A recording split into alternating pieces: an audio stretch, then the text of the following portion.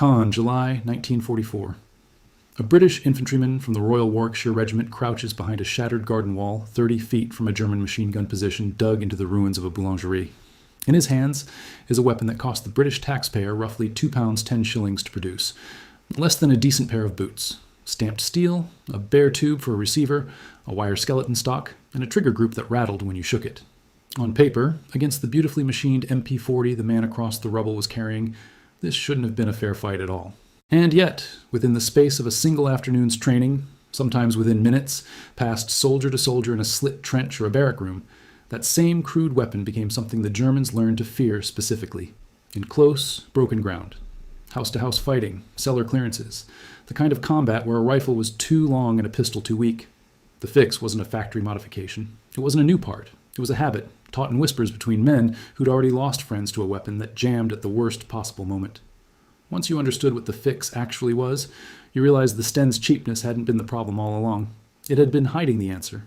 Ask any ordnance officer in 1941 what he thought of the Sten, and you'd get a wince before you got a word. The weapon was rushed into production after Dunkirk stripped Britain of nearly all its automatic small arms. Some 90,000 Lewis and Bren guns and rifles left on the beaches of France. Britain needed a submachine gun, needed it in the hundreds of thousands, and needed it now. The Sten MK2 that emerged from the Enfield design office weighed around 3.2 kilograms, fired the 9mm Parabellum round from a 32-round box magazine, and could be manufactured in roughly 5 man-hours using components that a small engineering firm, a toy factory, a car parts subcontractor, anyone with a lathe, could stamp out without specialist tooling. Compare that to the German MP40, a beautifully engineered submachine gun with a folding stock, a telescoping bolt system, and a reputation, largely mythical but widely believed, for superior accuracy and reliability. British ordnance manuals of the period are almost apologetic about the Sten, describing it as an emergency weapon. Soldiers called it the stench gun, the plumber's nightmare, and, most damningly, the widowmaker, not because of what it did to the enemy, but because of what it occasionally did to the man carrying it.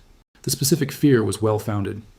The Sten's magazine fed from the left side of the receiver, a horizontal double-column to single-column feed that Enfield had copied loosely from the German MP38, except the tolerances on the mass-produced Sten magazines were notoriously loose, sometimes as much as half a millimeter out of specification. Standard infantry doctrine at the time, drilled into every man who'd ever handled a Bren or Thompson, was to grip the weapon with the support hand wrapped firmly around the magazine itself, steadying it, controlling muzzle climb during automatic fire. Critics argued the Sten was an unsafe, unreliable weapon prone to stoppages, and worse, prone to firing when dropped. They were right about the danger. They were wrong about the cause. The secret was in where a soldier's hand went, not in the metal itself. When a man gripped the Sten's magazine the way he'd been trained to grip a Bren's, his hand exerted lateral pressure on the magazine body, because that magazine was a loosely tolerant stamped steel box feeding rounds through a none too precise set of feed lips. That sideways pressure tilted the topmost cartridge fractionally off-axis inside the magazine housing. The bolt, traveling forward at roughly 3.5 meters per second, would strike the rim of that tilted round instead of feeding it cleanly into the chamber. The result was a stoppage, sometimes a simple failure to feed, sometimes a round had jammed hard enough at an angle that it took a boot heel and a length of choice language to clear it. What actually mattered was recognizing that the magazine housing itself, the machined steel tube the magazine slotted into, welded solidly to the receiver, was rigid, stable, and utterly unaffected by hand pressure. British armorers, and increasingly veteran NCOs passing knowledge down in the field, rather than through any official pamphlet, began teaching a new grip. Support, hand not on the magazine, but underneath and around the magazine housing itself. Fingers curled against the steel tube rather than the box of rounds. Some men went further, gripping the housing with the palm turned, so the magazine sat cradled between thumb and forefinger without ever bearing weight, from the hand's own muscle tension. The change cost nothing. It required no tools, no modified parts, no trip to the armorer's tent. A corporal could teach it to a new arrival in the time it took to smoke half a cigarette. Hence why so many veterans later described learning the trick in minutes, not hours.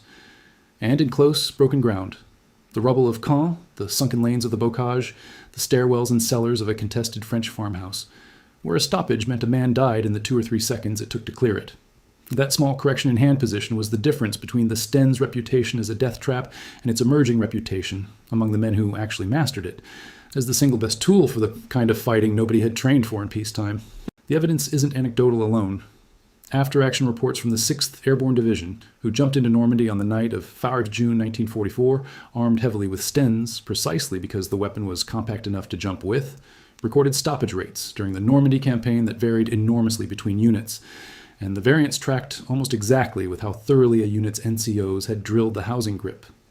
One report from a company of the Oss and Bucks Light Infantry, fighting to hold Pegasus Bridge and the surrounding hamlets through the second week of June, noted stoppages reduced to negligible levels once men were reinstructed in handling, a phrase that reads almost dismissively today, but represented in practice the difference between a section that could clear a farmhouse cellar in one rush and a section that got a man killed doing it in two.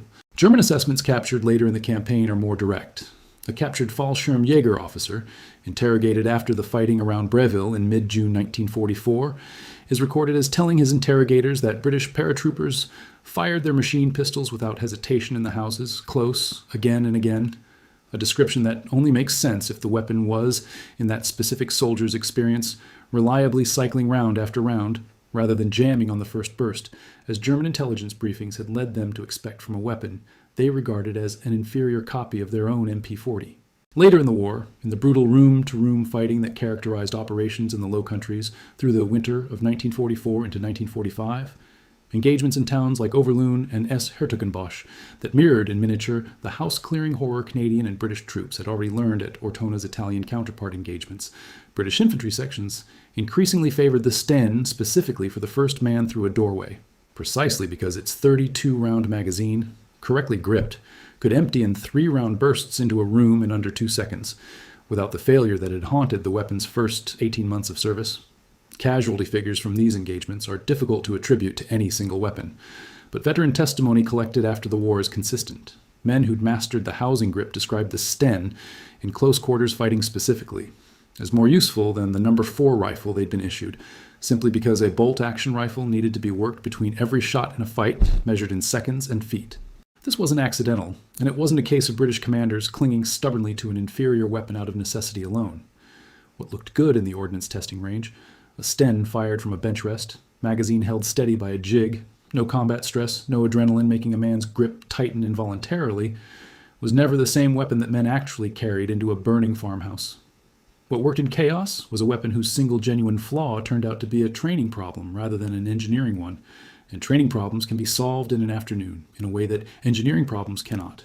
Commanders who kept issuing the Sten in enormous numbers, over 4 million were eventually produced, more than any other submachine gun of the war, weren't ignoring the weapon's reputation. They understood something the ordnance critics missed, that a weapon's reliability isn't a fixed property of its metal, but a relationship between the metal and the hands that hold it.